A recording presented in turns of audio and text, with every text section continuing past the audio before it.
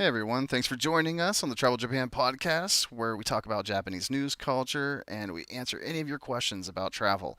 I'm your host, Brandon Bates, and joining us today is our co host, Josh Collins. How's it going? Hey, so we're actually gonna be kind of just doing a little bit of a, what would you want to call this? Just a Halloween special, right? We're just gonna kind of go off the record, not really anything specific other than discuss Halloween, right? Halloween in Absolutely. Japan. So yeah, this should be fun. Looking forward to this. Um, there was a few news articles I was hoping to maybe find, but I'm not going to be. I'm going to be completely honest with everyone. It looks like Starbucks and their Frappuccinos is all that really getting out of the Halloween theme that I'm trying to go for on the podcast this week on the news. So, but I did want to maybe start us off with some of the things you can do in Japan in regards to Halloween. So let me go ahead and pull up that extra display. Awesome. All right. And on the screen here, I'm going to be sharing just, events that people like to, or things that like to take place around Halloween in Japan.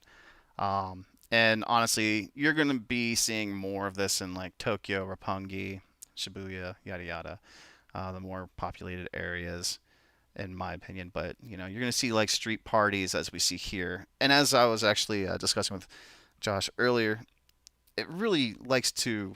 I guarantee this is more of a paid promotion for some of these websites, but they really like to talk about Tokyo Disneyland and Universal Studios on every website I've seen in regards to Halloween in Japan.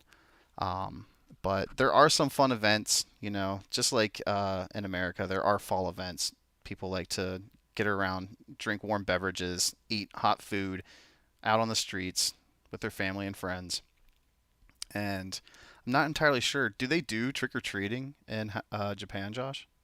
Yeah, it depends on where you're at. I mean, in Okinawa where I live, there's a huge U.S. military presence, so there's tons of trick-or-treating, but the ages are always like 4 to 8 or 9. You never see anybody above that. It's like a pretty harsh like drop off. You won't see like teenagers or like preteens going out at all. But when I was there, we saw, especially in like the American neighborhoods where there's like heavy concentration of Westerners, we saw a lot of trick-or-treating when I was there. It was pretty cool. A lot of interesting costumes. They really go all out with that kind of stuff, but Yeah, only in places where it's like acceptable. I don't know that they would do that in like the more northern part of the island where there's less Americans. yeah, in the more rural areas as well, I'm sure. Exactly. Yeah. I feel like, because like I'm looking at, there's like these Halloween cosplay festivals as well.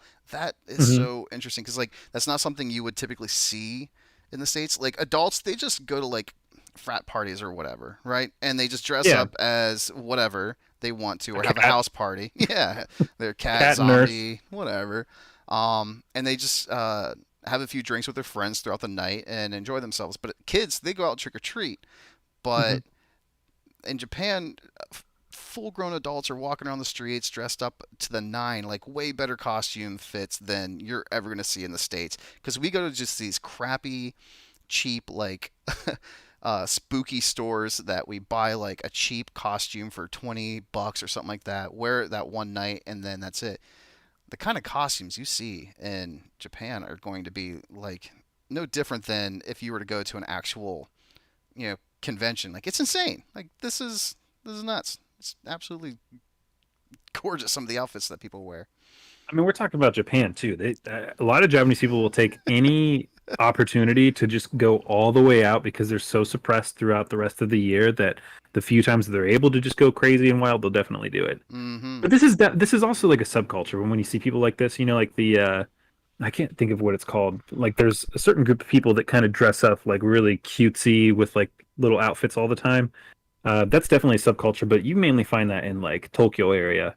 Mm-hmm. It's like really, really big. But outside in more rural areas, it's not really as common. Rural is a hard word to say. Rural. Yeah, Rural. There you go. rural. It is. It's a weird. It's a weird word to say. Try to pronounce that in the Japanese pronunciation. Rudaru. Exactly. Rudaru. That's That's actually even easier than saying it in in English. English. Um, but yeah, these cosplay outfits, they're dope. They're so dope. They go completely extra when it comes to dressing up for Halloween and other conventions and stuff like that. Um, it looks like on the 22nd, which was yesterday, I believe, there was in the Tama Center in Tokyo, there was a lot of decorations and stuff as well for people to look at as an attraction. That's pretty cool. Hmm. I don't know that I've actually seen pumpkins in Japan. I mean, I might have, but I don't know that they're definitely not as common as what you would see here in the US, like real pumpkins. I They're think definitely not as common, I but I don't think know that's if I've ever seen them where because I grew up. Halloween wasn't probably as popular when you were in Japan because you haven't been there in probably roughly a decade or so, right? Yeah, I left in like 2011-ish. So that's something that we discussed last year around Halloween is how that Halloween is the trending, the popular trend of Halloween in Japan has gotten more and more and more popular every year, Hmm. and it really didn't start blowing up like the American culture side of Halloween until probably about 5 years ago or so. Like how we handle Hmm. Halloween with like trick or treating and pumpkins and jack o' lanterns and all that stuff.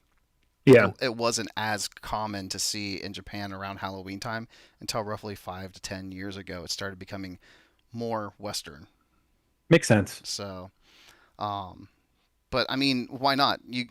Like I said, cosplay is like a huge thing in Japan, and it's only gotten more and more and more popular in Japan and America, or really anywhere that hosts cosplay festivals in the last 10 years, because that's kind of a um, culture that came into existence not even 15 years ago. So Hmm. it doesn't surprise me that Halloween became more popular over the last decade, and it just gets more popular every year. Yeah, Because who doesn't want to dress up like their favorite character and party with their friends? Let's be real. exactly. Exactly. Although I've not dressed up for Halloween since I was like maybe a teenager. I think I always went Really? as I think I had one of those. I was one of those guys that would show up to parties and like I would have just like a name tag that said Jeff. And they're like, "What's Oh, your costume?" I'm like, "My name's really Josh." So I'm pretending to be somebody named Jeff. it's not even that elaborate. No, like super dumb. I never really dressed up super like I never went to the nines with dressing up for Halloween. Yeah, I think it hasn't been too. I think I can agree with that. It's not even so much that I didn't want to. It's crazy. Halloween's actually probably my favorite holiday of the year now as an adult. But as a kid and a teenager, I grew up in a very religious home where Halloween was a no-no, big no-no. Mm. And I never did trick or treat, never did Halloween, anything of that sort growing up.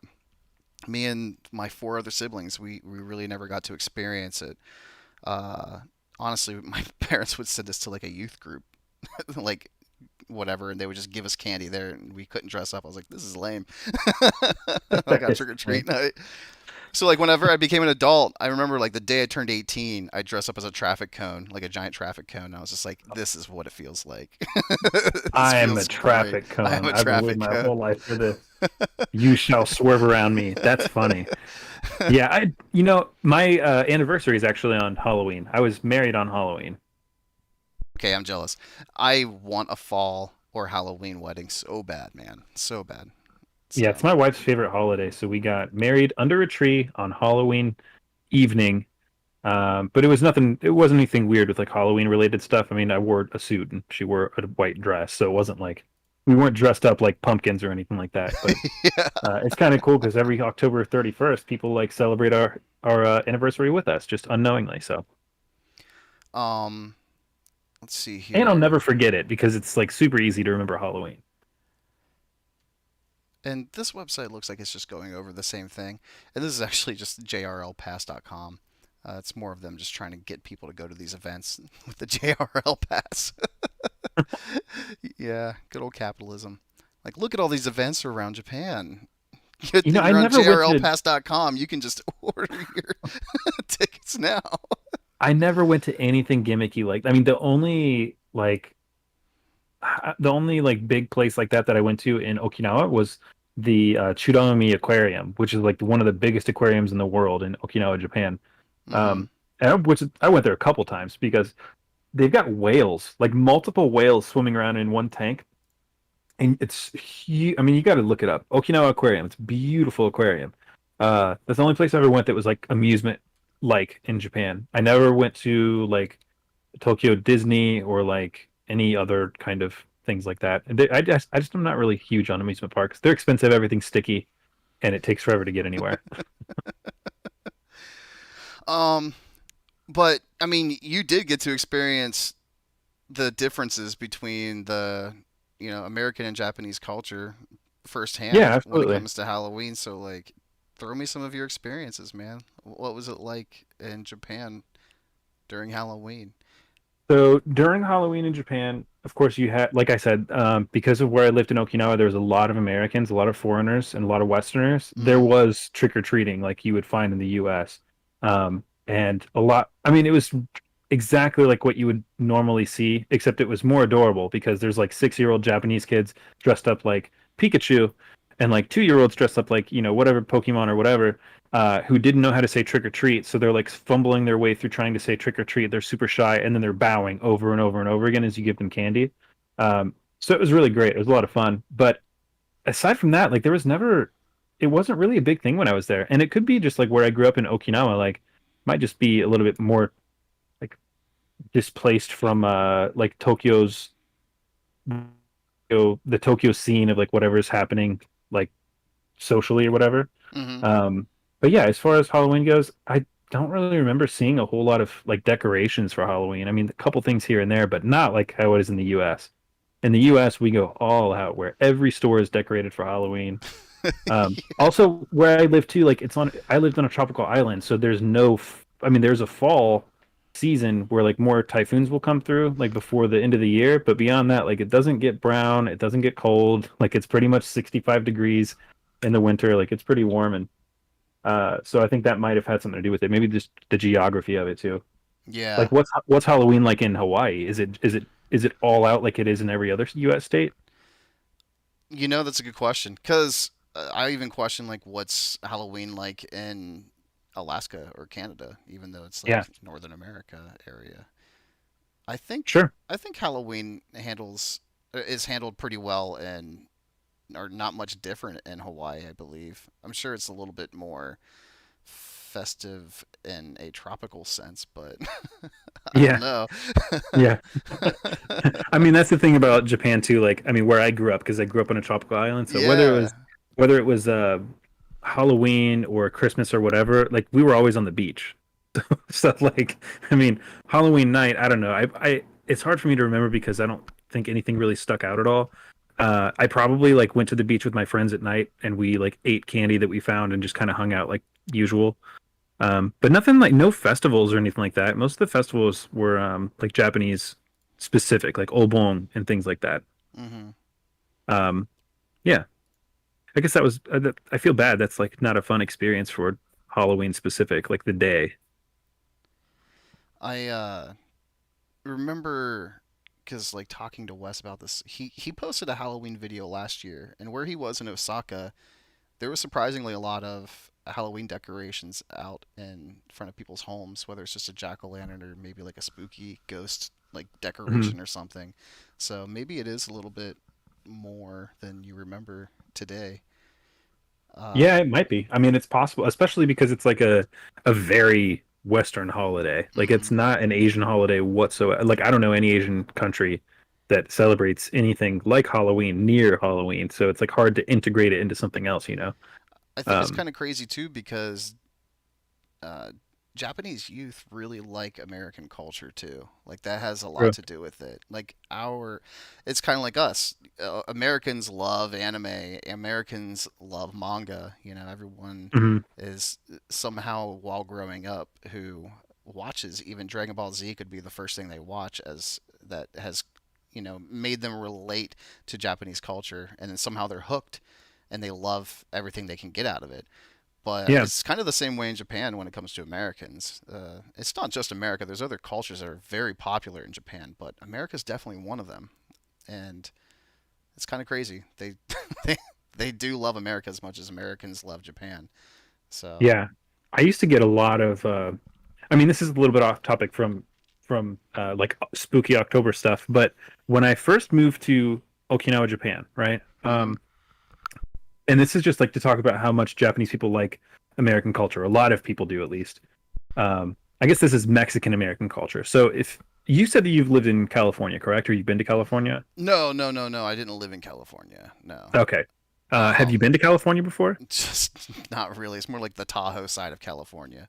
Okay. Well, So, like I could paint the this picture for more you, and I'm like sure that Nevada than okay. California. I'm sure you'll be able to recognize what I'm talking about, though. So there's a specific style. It's like a Mexican American style called Chicano, right? A lot of hmm my like when I was in Southern California, like all my friends were cholos. They all were like this. They would wear Dickies and Converse, right, Yeah. and a button-up flannel and dark sunglasses and a bandana or a hat or something like that. And it was like it's like a very iconic style. And when you see it, immediately you're like, that's like a very Mexican American style, right? But hmm when I moved to Okinawa, I saw these guys in lowriders, and they had Dickies on. They had like long Dickie shorts on, and white socks that were pulled up all the way, and they had like slip-on shoes or Converse, and they had bandanas, and they had shaved heads and mustaches and everything. And I was like, whoa! I had no idea there was so many like Mexicans in Japan. And then I heard them speaking Japanese, and I started talking to them. I'm like, wait, you guys are Japanese? And they're like, yeah, we just really like the Chicano culture. Like, it's something that we really enjoy. They had like black and gray tattoos, just like you would see in Southern California. So there's this Wow. whole gigantic group of people in Japan that like certain subcultures of the US and hmm like obsess over them and like really try to copy it. And when I say like I couldn't tell the difference until I heard them speaking Japanese, I had no idea that they were not Mexican. And that was me moving from Southern California to immediately to Japan. I thought they were Mexican right when I got there. So yeah, I mean you see that or you see Japanese Yankee style, which is like a rockabilly that's really exaggerated Elvis style pompadours and black leather jackets and motorcycles and stuff like that. That's a very American style as well. Um, and that's something that you see pretty common in Japan. So it kind of depends. Um, Japanese people, especially younger people, will pick kind of odd things that we wouldn't think would be popular. Same thing with like Westerners will pick things from Japan that people in Japan don't think is a big deal, but Westerners obsess over, like manga and anime. Yeah, yeah. Like somebody uh mentioned me in a video on TikTok, like somebody that I follow, and they were talking about how they live in Japan and everybody glorifies it for anime and manga, and they said that's kind of like if a Japanese person was like, "Oh, every American must like Walker Texas Ranger." Yeah. And the funny thing about that is a lot of my friends in Japan were obsessed with cowboys. They thought they were the coolest thing, riding around on horses and shooting guns and stuff like that. So, yeah, there's a lot of Japanese people that really like culture like that. I it's so true because and that's not just Japan. It's any country that has a fascination with American pop culture or whatever. It's just Hmm. not what we would expect because we're caught up in current pop culture and we don't Yeah, realize that other countries are obsessed with a subculture or even an older pop culture in yeah, America than what we are today. I remember when I absolutely. was living with like 8 different Russians when I lived in the Outer Banks. Man, we lived in this big house together, and I was like the only American there. So it just blew my mind that they hated America for what it was, but they loved the American culture of the 80s. So like they were playing like 80s music all the time, and I'm like, man, if I hear Freebird one more time, like, That's funny. yeah, it's just I never expected to like I'm trying to show them like all the music that's out today of that time. It was back in like Yeah. 2009 or something like that, and they're like, "No, man, that's not good music. This is good music." I'm like, okay. Yeah, I could get down with some 80s music for sure. Yeah. Yeah, that's kind of, it's kind of like when people are really obsessed with samurai before they go to Japan. And hmm I feel bad to tell everybody, but there are no real samurai left in Japan. None. Every single one that exists now is just somebody that practices it to keep the culture alive, but every single samurai was completely eradicated a long time ago. Yeah. So yeah, there's And no real samurai anymore. they do have like in Kyoto. I know that there are samurai and ninja schools that Yeah. people can go to practice and learn the traditions and ways of the samurai and ninja, which is cool. Hmm. But it's more of an educational experience about what it was like rather than training you to actually be a samurai because Yeah. yeah, it's unfortunate, but that is something that is no longer that's a historical placement in Japanese history. It's no Yeah. longer today. Man, just like the Pony Express in the US, like Hmm. people that did that, like they became mailmen. So modern mailmen are Pony Express Pony descendants, Express, basically. the Yeah. USPS specifically. Yeah. Yeah. Yeah. United States Pony Express. Yeah. I mean, that's just like with like Japan's military now. Like that's just basically modern samurai. Like that's what they do, protect Hmm. Japan, the Japanese Defense Force.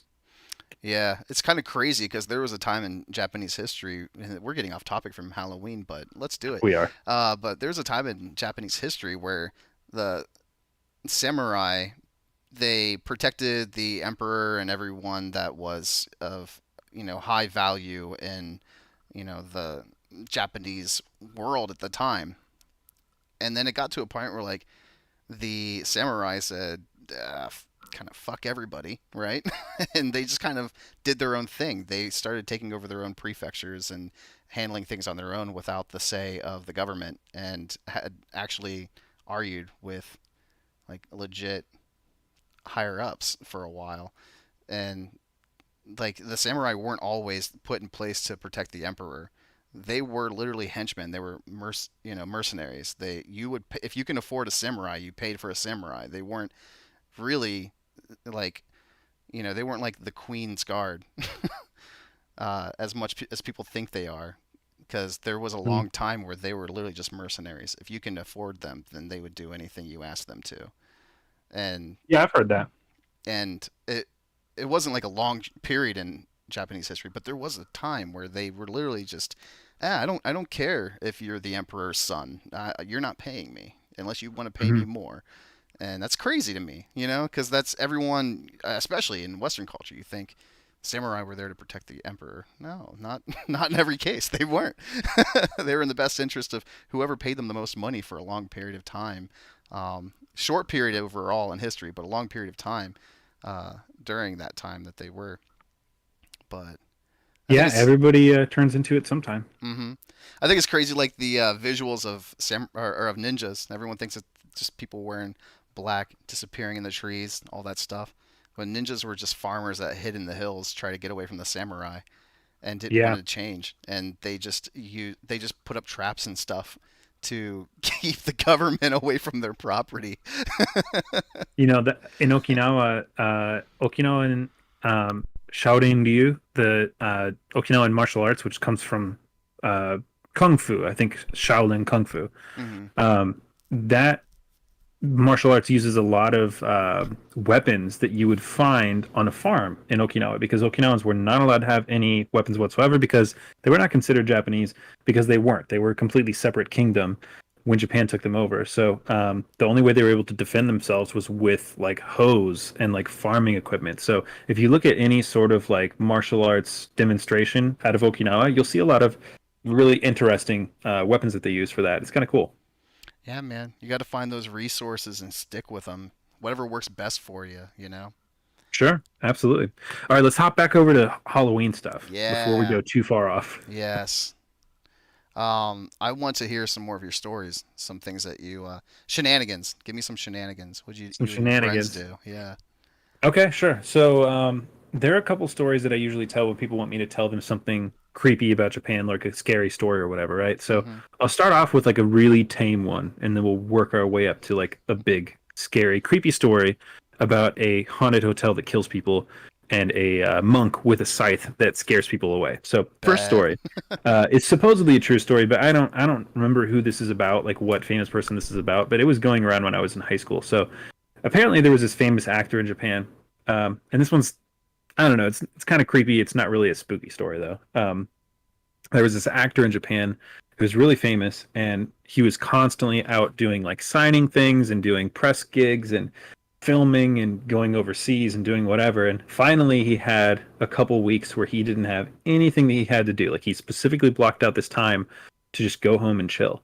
So he's in Tokyo and, going up to his super high rise apartment, and he gets in the elevator, and this super weird guy gets in the elevator with him. And he notices that he's weird because, like, even though he doesn't spend a whole lot of time at this apartment because he's rich and famous and travels all the time, this guy was just acting really odd and like kept his hat pulled over his face.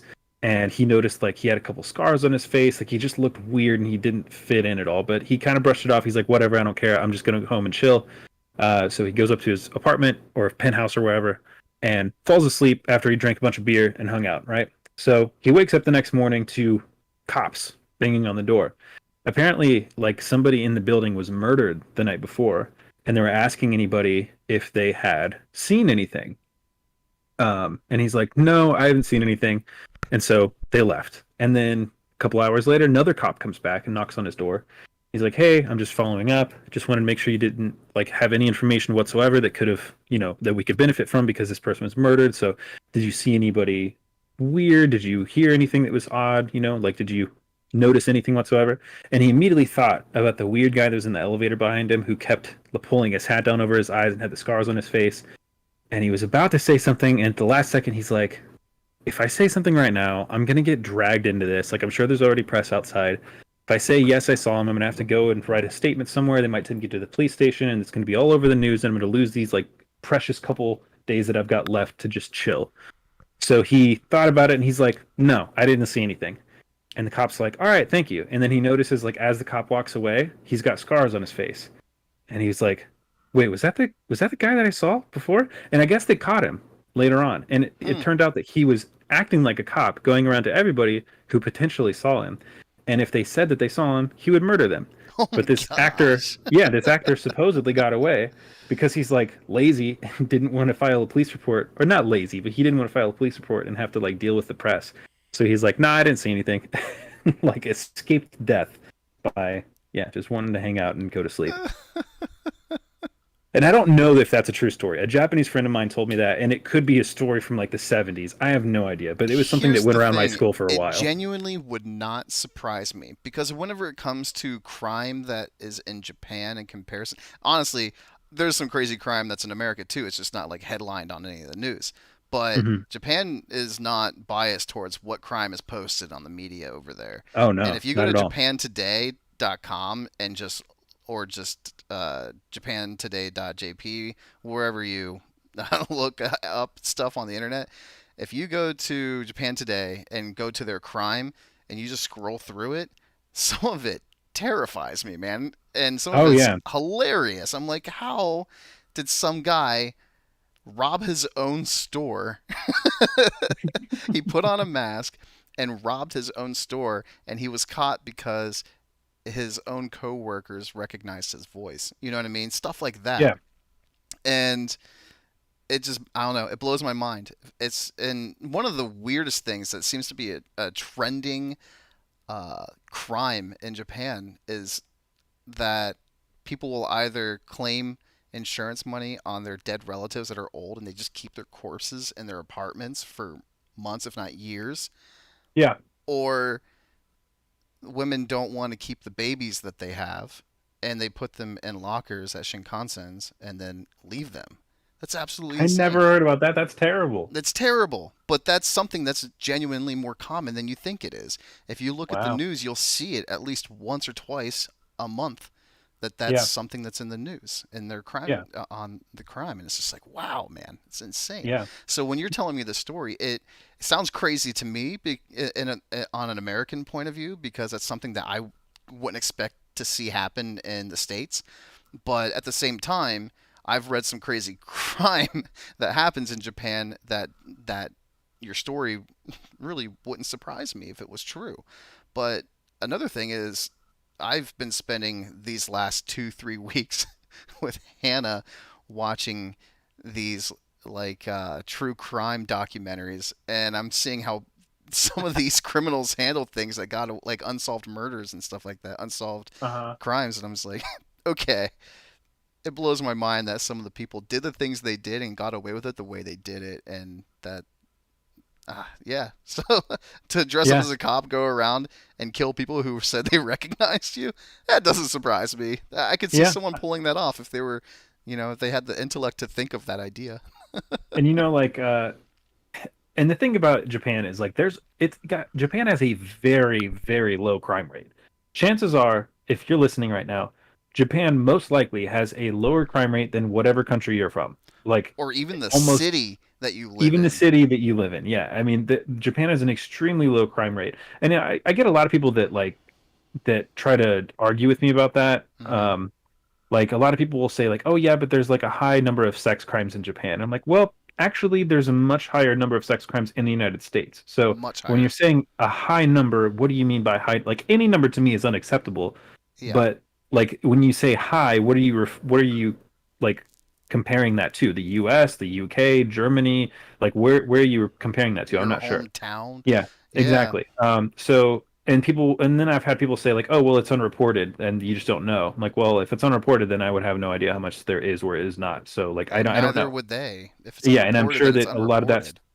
a lot of that stuff goes unreported everywhere too. So when Hmm. I say Japan has a really, really low crime rate, I'm coming from years and years of experience of living in Japan, growing up in Japan, watching Japanese news. Japanese news when you watch the crime has sound effects in it. Like Yeah. no joke when when they're talking Like it's a about talk show or something.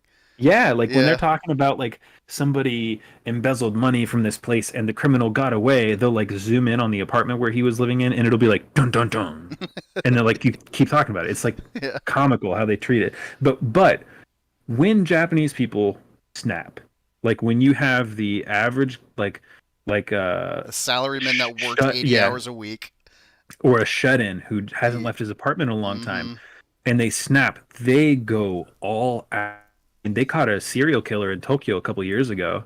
And I think that they caught him because he had like half a dozen or a dozen bodies in his little apartment that he was keeping. Like Mm. there's some crazy stuff. They definitely have Jeffrey Dahmers in Japan. Oh yeah, and what's And it's crazy like is like those really kinds of common for somebody crimes, just people associate them with like yakuza, and like when they see like, oh, there's a guy who's out there killing a bunch of people in Tokyo, he's probably yeah. yakuza. No, it's probably just this guy who snapped. And what's crazy is like yakuza works more with communities than they work against in most situations. Um, Yeah.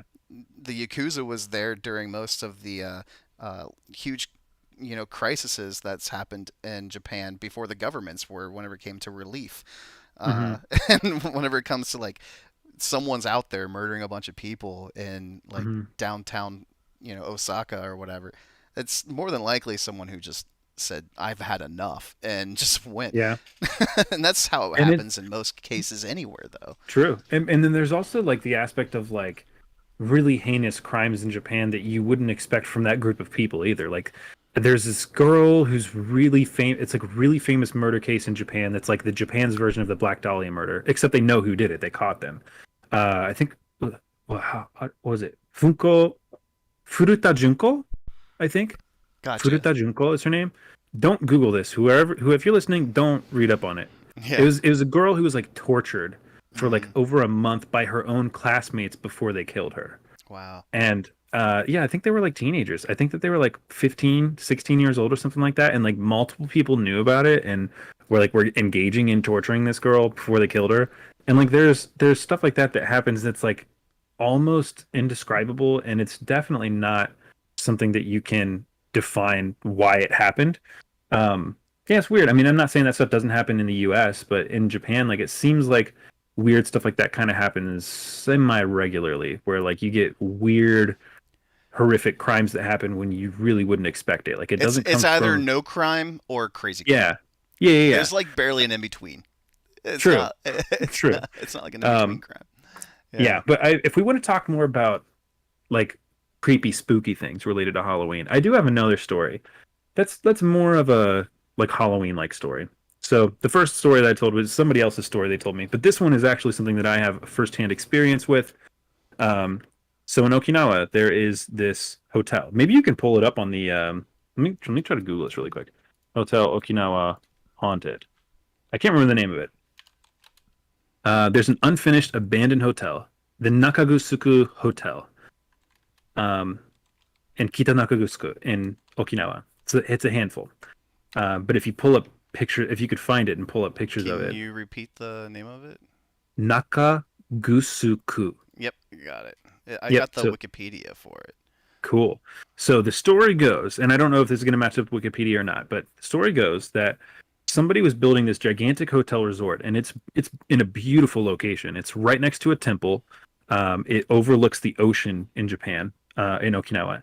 And when they went to go start building this hotel, there were a bunch of, I think, tombs and things like that that they were supposed to like move correctly, but instead of doing that, I think they just built on top of them. So it's like the very stereotypical like somebody built this on an Indian burial ground kind of thing, like from Pet Cemetery, right? Mm-hmm. Um, so when this guy was building this hotel, there were weird freak accidents that were happening to the construction workers, and the construction workers were dying in really, really weird ways. Um, so he decided so in Japan when stuff like this happens you have to pay money to like the family who dies like in certain circumstances, so this guy's like running out of money by paying all these like claims, like these death claims. So they decided, all right, we're going to go ahead and tear down the hotel because like obviously there's something weird going on here. And as they start to tear down the hotel, same thing happens, people keep dying in weird freak accidents, so they just leave it. Yeah, like they do most things that need to be Yeah, completely demolished in Japan because it's just cheaper to leave it there than it is to yeah. take it down. And when I say they leave it, hey, you've got that pulled up. That is exactly what it is right there. Yeah. When I say leave it, I mean they just left it there. When we went in, and I mean I'll talk about the time we went inside, but we went inside a couple times. One time we went inside, we're opening cabinets and things like that, and we're finding actual dishes and like wrappers of food from a long time ago. I mean, I think it was like the 80s when they were building this. It wasn't like decades and Decades decades, but ago. Yeah. yeah, yeah. But I mean, like actual, it's like they just left. There's porcelain, like on things and things like that. There's like granite countertops and So stuff it's still. called a castle. Was it actually considered a castle or was it I think it was just the supposed to be. name for the hotel? It was supposed to be the name of the hotel. I think it was supposed to mimic a castle because Mm. it was really, really fine art like inside. Yeah. Well, like except for all the graffiti and everything. So I find out about this like hotel ruins, and I hear the story behind it, and I'm like, hey, we should go check it out. Like, because I'm a teenager, I want to have fun with my friends and smoke cigarettes and drink beer and go to places I'm not supposed to go. And Yeah. my friends are like, all right, yeah, we can Naturally. get there. We can go. So we go, and it's like up in like the mountain area.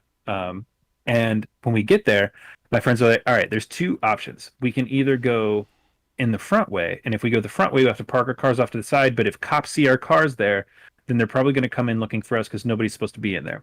Or we can go and park at this temple.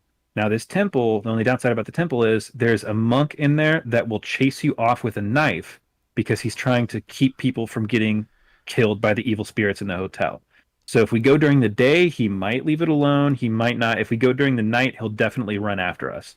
So I'm like, It's like I I'm gonna think, chase you off with a knife because I don't want this yeah, evil spirit attacking you, not this yeah. Well, knife. well, I guess the idea was that if you go in there and you touch something that has like the evil spirit in it, then the evil spirit will attach itself to you, and you can make it leave the place that it's at. Because right now it's like arrested in like a prison; it can't Mm. leave. But if you take it, you can take it out somewhere else Take where it it can cause more somewhere harm. else. Yeah. Yeah, so though that's what they've told me at least. I don't necessarily believe in all that stuff. But yeah, so there I was like, you know what? I don't believe the monk thing. Let's go over and try. So we get there, we park at this place, this like temple. It's like really dark. I mean, it's nighttime and I don't see anything. I'm like, okay. So we start going up and then I hear this guy running and screaming and like he actually has a literal scythe, which I had never seen in real life before. But like one of those bended long Yeah. knives for like cutting up like harvesting wheat and Hard stuff like grass that. and wheat and stuff. Yeah. Yeah. So we were like, we freaked out, ran away to the cars, jumped in, drove off. He's like, like yelling at us in Okinawan, which is like a language that most people don't speak anymore. So Mm-hmm. it was terrifying. And so we went back another night because we were like, all right, we're not gonna do this right now. We went back another night with some more people, and we parked in the front way, and we went around this weird little like, and the only thing that they had blocking it was like a chain, like it wasn't even a fence. It was just like a chain that was like Yeah, it's from showing that one on pole this to another image pole. here. On this Oh, image, really? it's literally just a chain that is here to Yeah, imitate a fence. Yeah. yeah. So they had that, It but it says was like, keep out, but it just has a chain to keep you out. and it like Yeah. Is there a way to zoom in on that picture at all? I don't know because it Oh, is. that's I on. think it is on Oh, it's on someone's Instagram. Instagram account, so Oh, okay. probably not. Yeah. So wait, I'm looking at that. That looks a little funky. It might be that might be the hotel. I don't know. It kind of looks like that, but it does have multiple levels like that too.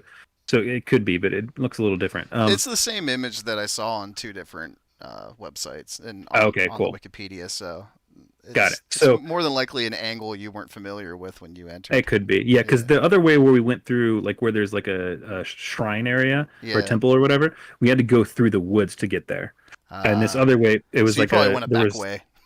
yeah, and there's like another, like something near it that you can park at and like walk over to. So that's what we did. So we just step over this chain because it's like 2 feet off the ground. It's not Well, what's high at all. crazy is like in America, if you see an abandoned building, it's uh, especially with insurance companies, they make sure you Locked up. can't get in. It's locked up. You're not getting Hmm. in. The police will come for trespassing, etc. Hmm.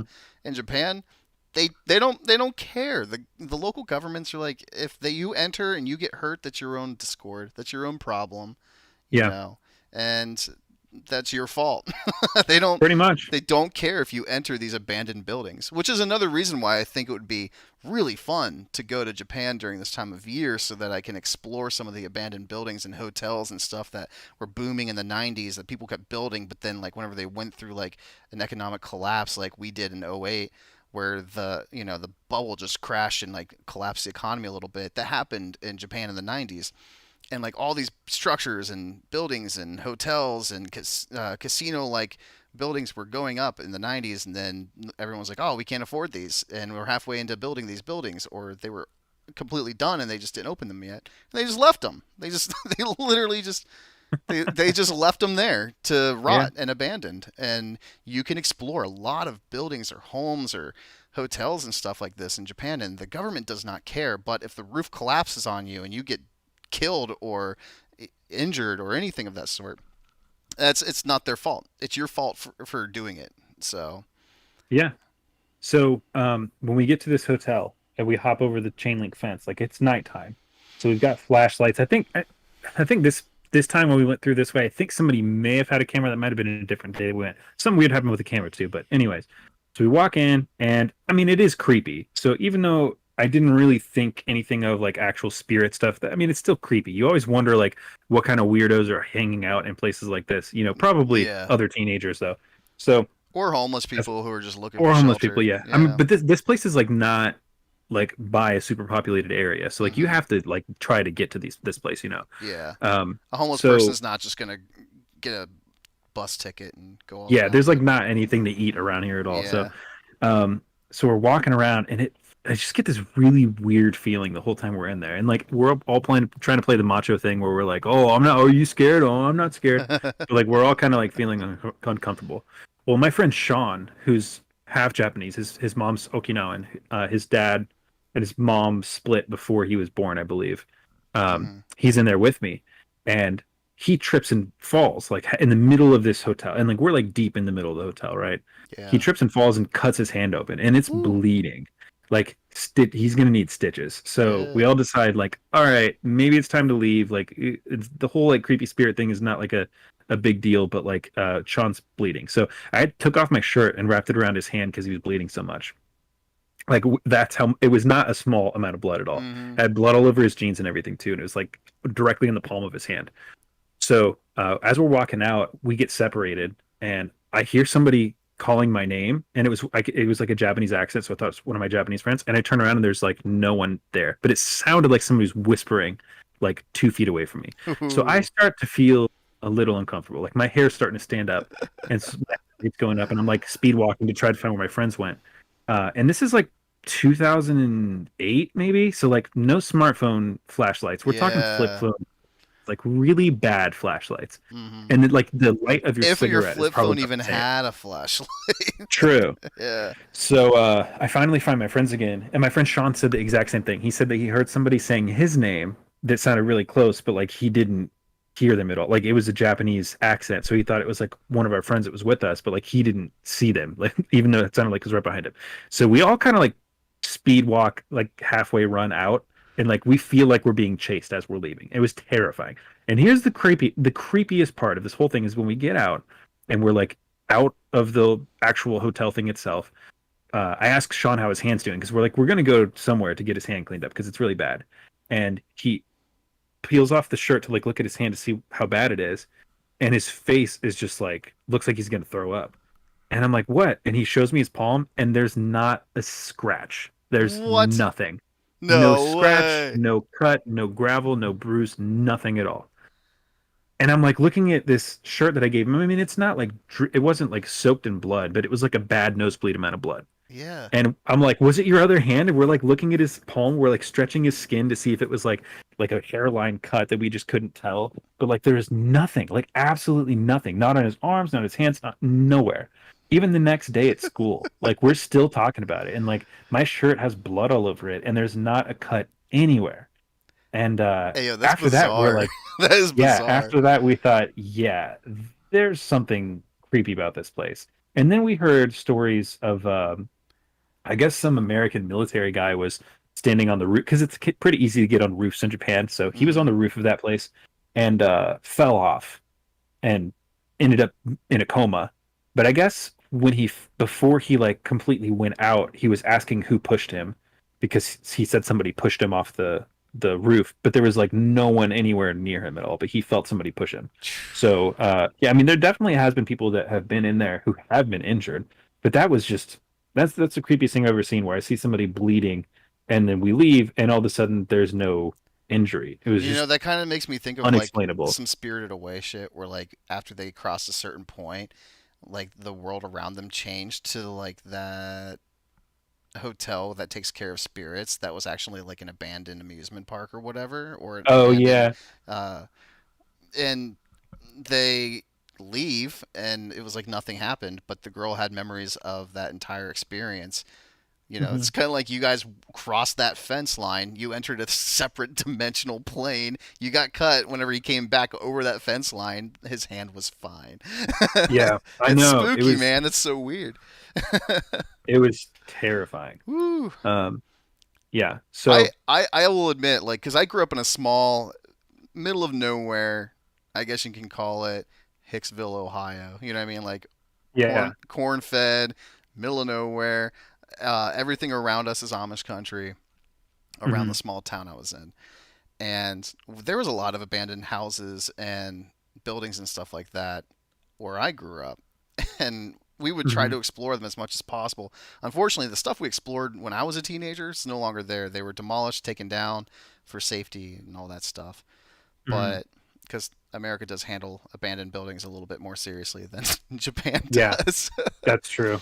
That's um, true. but there was this one factory that caught on fire, and like the story behind it was that it used to be some factory that I think mass produced like clothing or something like that, but then it was converted into a assisted living for elderly, Hmm. and then so half of the building was like an already like abandoned factory place where the other half was refurbished into a assisted living for elderly, a nursing home or whatever you want to call it. And then one night it caught on fire, and for some reason all of the like where the old abandoned um, factory was caught on fire and spread all the way to the assisted living, and for some reason all the doors were locked and no one could get out, and Uh, like everyone inside died. That was the story. That was the fable about that place in my hometown, and it creeped me out. And I was like, I have to see this place. And my friends and I, we go out there in the middle of the night, and it's actually like on the property of where a trailer park is now. So the locals mhm. there just didn't care that we were walking through their neighborhood just to go to this place. They're like, oh, whatever, just don't kill yourself, you know.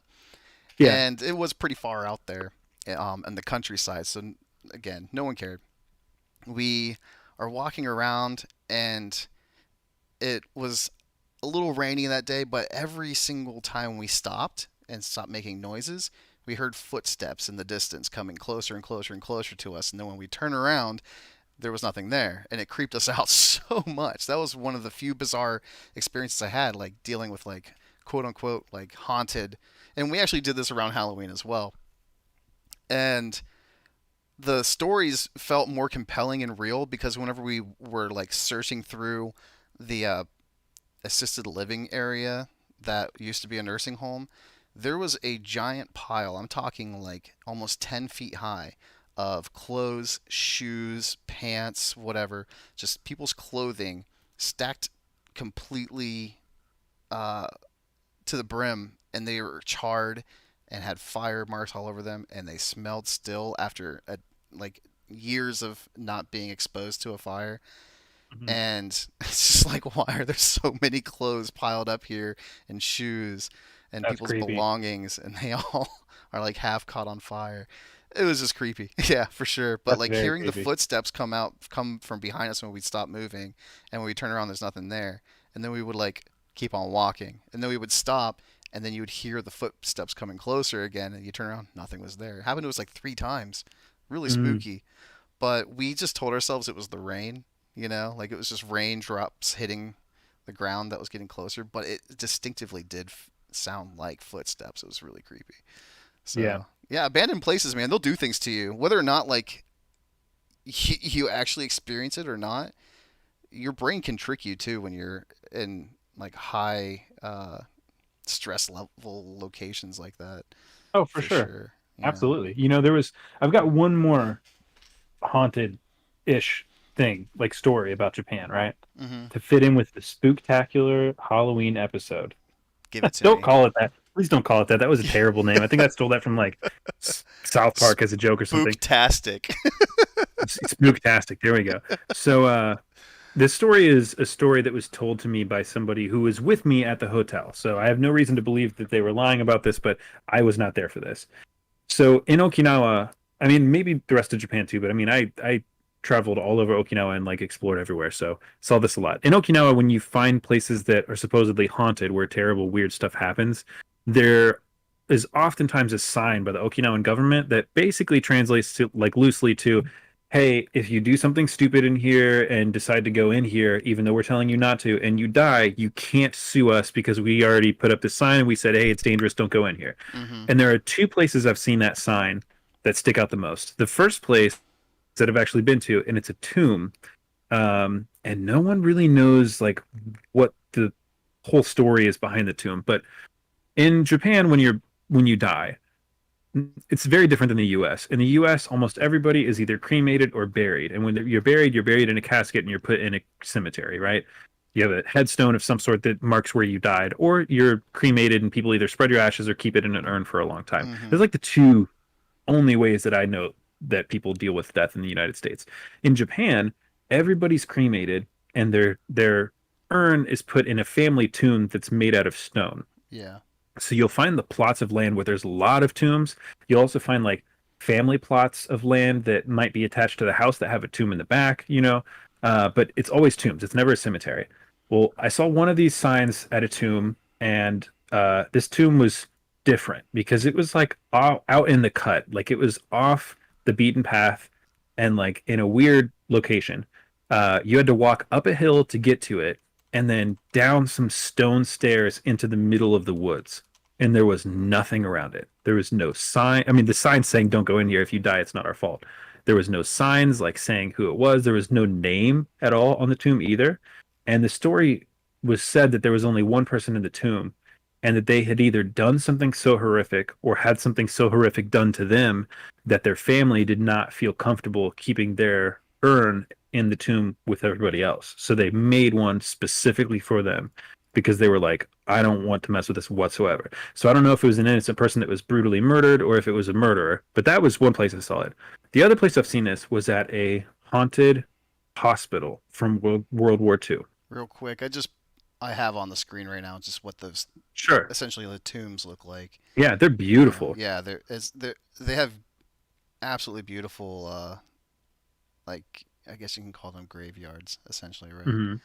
Now But in Okinawa, they're really, really big. Like they're hmm. they're like places you can walk Oh into. yeah, they're massive. Um, They're almost like temples.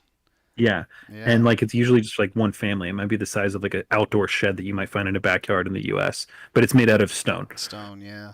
Um, so there's anybody that knows any history. Um, or I'll just give this brief history lesson from somebody that's not a historian, aka me. I don't know what I'm talking about, so don't quote me on this at all. But in World War II, a huge battle was fought in Okinawa, conveniently called the Battle of Okinawa.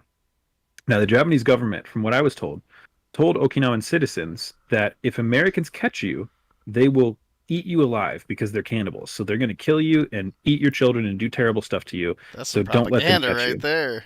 And like they probably did say that. I mean, it's very Yeah. possible that they did say that. So there's a lot of places in Okinawa that had like a massive amount of suicides during World War II, during the Battle of Okinawa when Americans were taking over the island.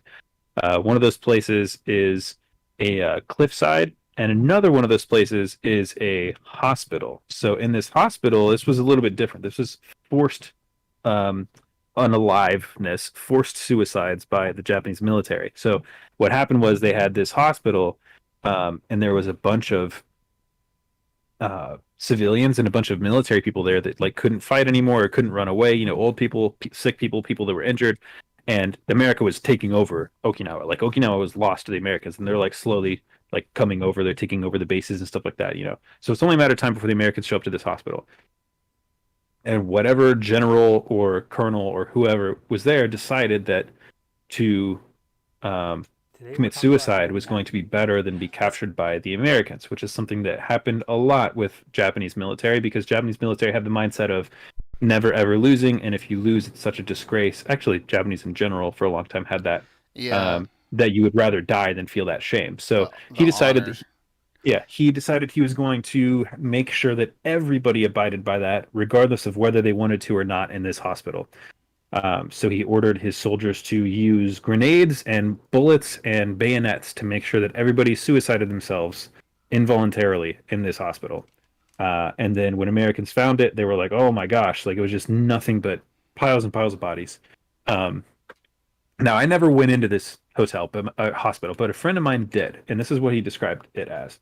So, just like the hotel, the hospital is pretty much left as it was. I mean, they did take out the bodies and they took out a lot of the supplies and things like that when Americans went through it. But Japanese people just left this alone because they were like, "No, we don't want to mess with this. Like, this is something really big happened here." So he went in and was walking around with his cousin, I believe, and they've got flashlights. You know, it's middle of the night. They're doing this spooky thing where they're in places they're not supposed to be that are haunted, Hmm. and they don't really see anything though. He's like, yeah, it was pretty like normal. It just seemed like a abandoned place. You wouldn't even tell that it was a hospital, except we found a bandage on the ground, like an old bandage that had like a dark stain on it. So we assumed it was blood, and I was like, oh my gosh, that's crazy. I'm gonna take this because like I don't know. I'm just gonna take this to prove that I came here and tell this story about the creepy thing, you know, and I'll talk about the bandage that I found. So he Yeah. takes it home. As soon as he gets to his house, he gets a phone call, but it's from an unknown number. Like, and when he said unknown number, he said it wasn't like a number he didn't recognize. Like Japanese cell phone numbers are like I think they're 11 digits long, so it would be like 090080010 something like that.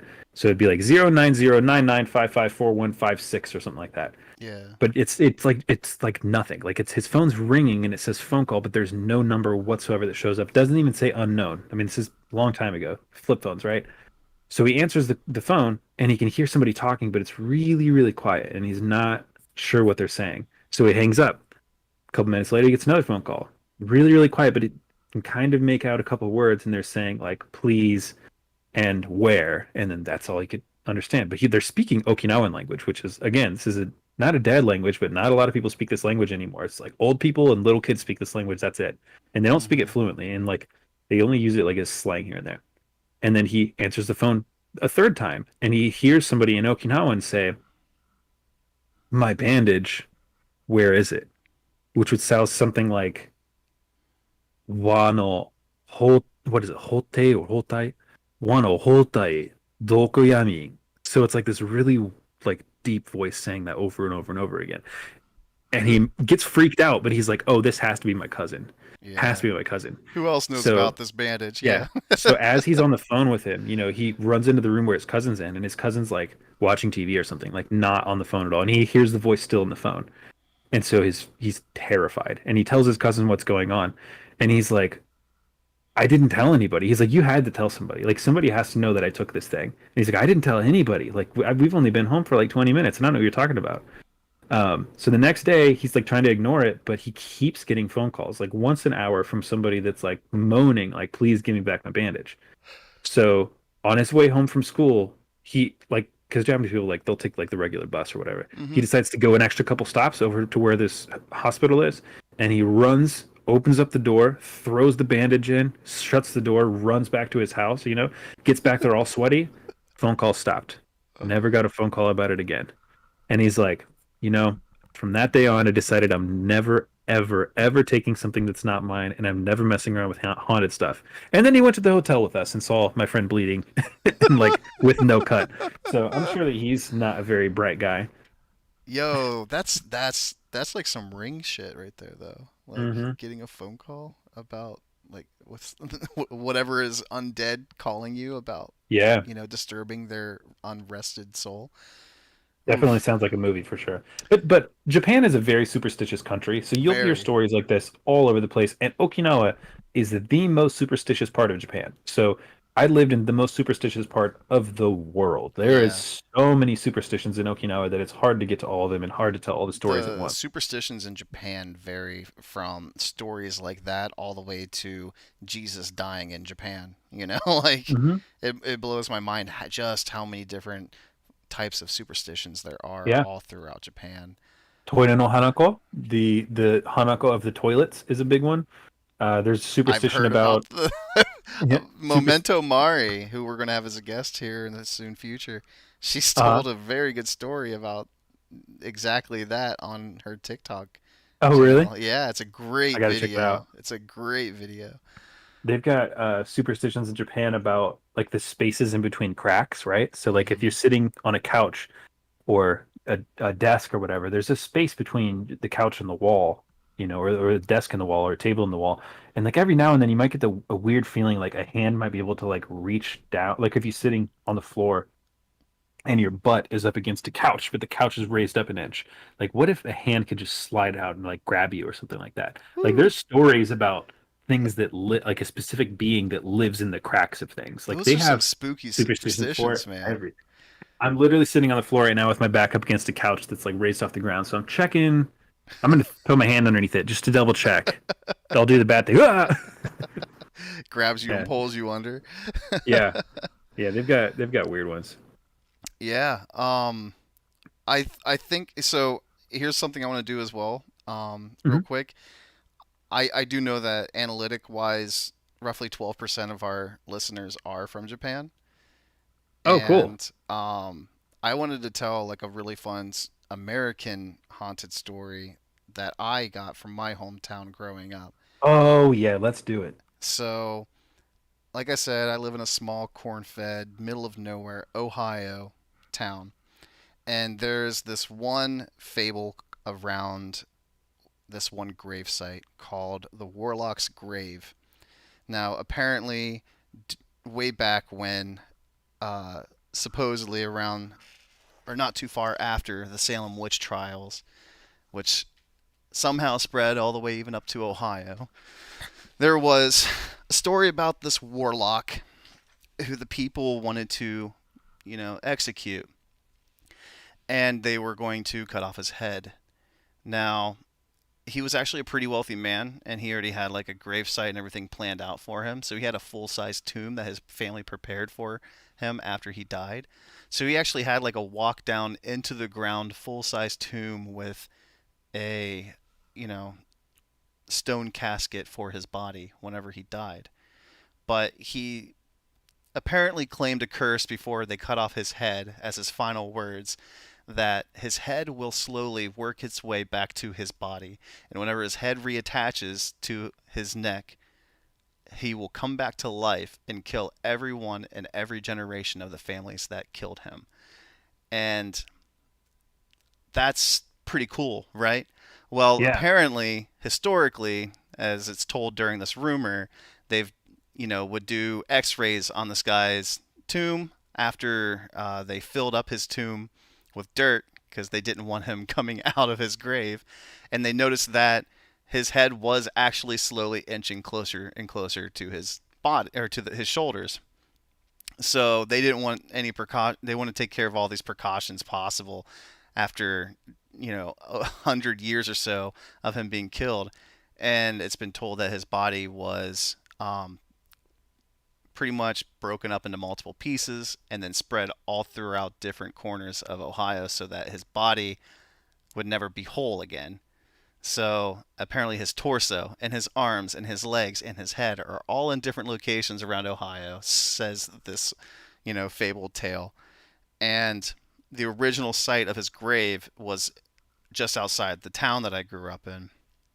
And they still claim that on every corner of Ohio where his body is buried, I guess all of the parts inch closer to his torso every single year. Now, that's Does that's that cr- mean that somebody has to go and move them so they don't get any closer? who knows, man? But I mean, what a story though. Like to grow up hearing in my hometown that there's this warlock that was killed and his body is slowly trying to work its way back to itself so that he can come back to life and kill everyone from his grave. That is a pretty crazy story to have. Yeah, yeah. I don't even know where it even started. I feel like I want to do some research to see like where the Warlocks grave came up, or if there was just this one kid, in the '80s in my hometown that just came up with that story whenever he was smoking a doobie, and just spooked at all of his friends. Because it's a genius story. But that was a fun one. That was a fun one that I grew up listening to. There's something about like witch stories and like wizard stories that you hear a lot about like haunted things, especially in the Midwest. Maybe it's a Midwest thing. Yeah, I mean, apparently Ohio is supposedly the most haunted state in America, and that's why they use Ohio for most of the horror films that we grew up watching in the 80s and 90s. And I never really thought about it till I started like noticing, oh yeah, Trick or Treat's supposed to be in Springfield, Ohio specifically, which is not that far from where you live and not that far from where I live either. It's like kind of in between where we both live. And Like the scary story, you mean? yeah, like almost all of these horror stories that you see in these older films from the 1970s up is supposedly based in like Springfield, Ohio, like The Nightmare on Elm Street, Springfield, Ohio, Trick or I didn't Treat, know Nightmare on Springfield, Elm Ohio. Street was based in Springfield, Ohio. Yeah, yeah, Really? yeah. I think they recorded on site in Georgia, but it was supposed to be in Springfield, Ohio. The So, one with Johnny Depp in it? yeah, yeah. That is hilarious. I I had no know, idea. right? And now that like whenever I watch horror films, which I do more often as I get older because it's one of my guilty pleasures in life is watching scary movies. I notice a lot of them are supposedly based in Ohio. So you and I apparently live in the most haunted state in the United States of America, which is pretty cool. I guess that is pretty cool. Haunted state, most haunted state after the most haunted country, Yeah. or the most Well, superstitious at least. to be fair, a lot of people were killed in this red, white, and blue country of ours for the sake of freedom, apparently. So let's not get into those Doesn't Ohio have politics. like the most serial killers out of any state or something like that too? Um, it's one of them. I think Oregon and Washington State are supposed to be the number one. I think Washington State has the number one most serial killers in the United States, apparently. But to be fair, That's where you Ted can. Bundy's from, right? That doesn't surprise me because you can literally hide a body anywhere in those two states, like Between where? like Washington State and Oregon. Yeah, it is in the. They do have a lot of like wilderness out there. A lot of middle of nowhere. Yeah. Well, Do we want to bring up some questions? Do you want to bring up some people to ask questions now? yeah. I I think mean, we've been on for like an hour. we have been about an hour 20. Sure. Right now, we only have two people in the audience. Right as of now, do either of you guys have any questions? Did you want to raise your hand for Yeah, let's see. I think somebody anything? mentioned something about they wanted to tell their own scary story. Yeah, we could do it. Mr. Moo, let me bring you on. Let's do it. All right. So my story is Oh, we lost you there, bud. oh sorry, I have push to talk on. That's gonna get annoying. So my story is not as drawn out as your guys's, but it happened in my own house like 5 or 6 years ago, and so there I have to figure out how to say it. So every night there would be this like voice calling out from the stairwell of my house, and it would be like this uh, generic ghost, like creepy voice, just saying the word "mommy" over and over again. And one night, it woke up my mom, and she was like scared. So she went around checking on all of us, her kids, and she went in and checked my sister, and she had her blanket wrapped around her neck, like choking her in her sleep. So we always say that that ghost like saved my sister's life.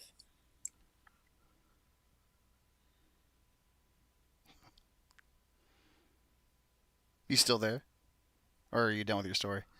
Yeah, that's it. I mean, Okay. Okay. Oh, I was sitting here like waiting for more of a story. I My bad. I thought you were just gonna drop a really creepy bomb on us.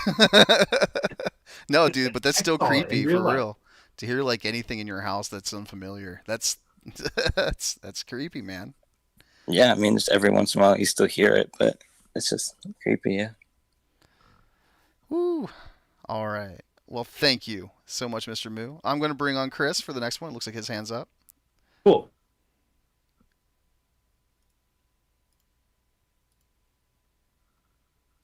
Chris, welcome back to the podcast. How you doing? Good. How are we, gentlemen? I'm doing good. Awesome, awesome. Doing Yeah. great. Yeah, no. So before I start, I just want to say I'm loving these podcasts you guys are doing, man. I've been here, man. I'm listening, like studying to this. This is good stuff. Awesome. Great. Thank you. But I appreciate it. my question is like, before you were talking about how like American culture, like the Japanese are like really interested in that. Can you like elaborate on that? Because me and Moo were also like very interested. Like, what part of the Japanese youth like do they like? What part of our culture is the Japanese youth interested in? So a lot of stuff that you see on TV, like media wise, is really popular. So that's why like the rockabilly stuff, like the Elvis style things is really popular in Japan. Same thing with like I guess Chicano culture as well, because they see it in movies, you know. So cowboys and Indians and stuff like that, it's all movies that they see from America. Sorry, I keep coughing. So I'm trying to like mute myself when I'm coughing so That's everybody's ears don't understandable. bleed. But And no, you're good. yeah, that and especially like music and things like that as well. Music's really something that Japan likes to adopt to the point that you find genres of music in Japan that in the US like trap rap, right? Like Hmm. that kind of music is popular in Japan and there's actually Japanese Oh artists wow, that do really? it. Yeah. So something that will, in my opinion, will more than likely like kind of give you somewhat of a culture shock as to what kind of pop culture is very commonly connected with the youth in parts of Japan. If you go to Osaka and you go to like a karaoke, just listen, look at the music that's in the playlist. It'll kind of surprise you what they're singing to. Oh really? Yeah, Yeah, you'll even see people absolutely. like rapping Eminem and stuff like that in karaoke. It's Hmm. Okay, pretty that's funny. actually kind of fun. Yeah, and karaoke is still a very popular thing to do as a pastime with your friends whenever you go out and drink and stuff. So it's not like it's something that people still do that a lot in Japan. They love Even karaoke. like metal music is pretty popular in Japan. Like you'll find death metal bands in Japan like screaming and stuff like that, Oh yeah, and which is like way different than Japanese culture. and what I think is really cool too is like even Japanese artists, musical artists, really connect with American culture when it comes to music as well. So like they kind of get a lot of their influence for their style of music based off of American culture music. Yeah, I'm sure that there's even like Japanese country artists. Like I'm sure there's a lot of Japanese indie music, like indie folk and indie pop and stuff like that. It's just not super Hmm. like not super popular. Yeah. Did you have any other questions, Chris? Oh no, that was it. Thanks, guys. Awesome. Thanks, man. I Thanks, appreciate it. Chris. Yeah, no problem. See ya. All right. Well, I think I'm going to wrap it up today by giving our sponsors a shout out. So thank you again, Death Wish Coffee. They still have that deal up until the 28th that if you buy coffee off of the link that's in our bio, you have a chance in a pool of other people to win free coffee for life from them, which would be the coolest coffee to get free coffee for life from. So yeah, check that out, Death Wish Coffee in our bio. Josh, did you have any other things that you wanted to throw out there? No, I think we covered a lot of it. Yeah, this one I feel like I should have come more prepared with like more Halloween related stuff. No worries whatsoever. I mean, I wasn't like super prepared for this week either, so hopefully our audience still enjoyed listening to it though. Yeah, it's been a lot of fun for sure. I only thing I would say would just be like a personal plug. Check out my stuff on TikTok and Instagram and everything like that. Instagram's where I post all my photography, so you'll see film photos and portraits and stuff like that there. And then TikTok, I do a lot of videos about Japan, and I also do videos that I think are funny, but nobody else thinks is funny. So check that both of those out. The username that I have for everything on social media is Josh the Collins, just like on here. So And another thing that I wanted to share is that also, as you may see in the description on the podcast, you will see a link to the website that I currently am working on. I'm going to show it on the stream right now, real quick. So, we are working on this website for our podcast. You can click on any of the links to any of the streaming platforms that you use, or you can listen to the podcast directly off of our website. I wanted to show this to everybody because if you have any questions or comments, or you want to share a story with us that maybe we can share with everyone else um, on the podcast, we have a little button down here of a microphone in the corner that is, you click it and you can leave us a voicemail on our, right here on the podcast an on the actual website, voicemail? an actual voicemail. So we That's can sick. take that clip if we want to bring you on the podcast to answer any questions that you might have on there, and we can throw it on the podcast and answer those questions directly. We also have a contact page where you can just click on the contact page and send us an email and directly to us. And if you don't want to type in the email manually, you can just type in your name, your email, and then ask us the question there. Another great Great. thing that we added here was if you have any questions or want to reach out to any of our guests on the podcast, I will be showing on that specific episode, on that episode's page, the guests that we had. So last week we had Brett Williams and we also had Josh as our co host. And with that being said, you can click on any of the links underneath that will take you straight to their social media platforms or anything of that sort. So, yeah, That's great. absolutely. So, yeah, check out our website. It's linked in the description right now. I will probably be connecting the proper domain to it here in the next week. So it might change in the next week, but at least for now, you can just click on that link in the bio. And if anything changes in the future with how to reach our website, I will update that immediately. Cool. So, all right. Well, thank you everyone for coming tonight on the Travel Japan podcast. Greatly appreciate it. And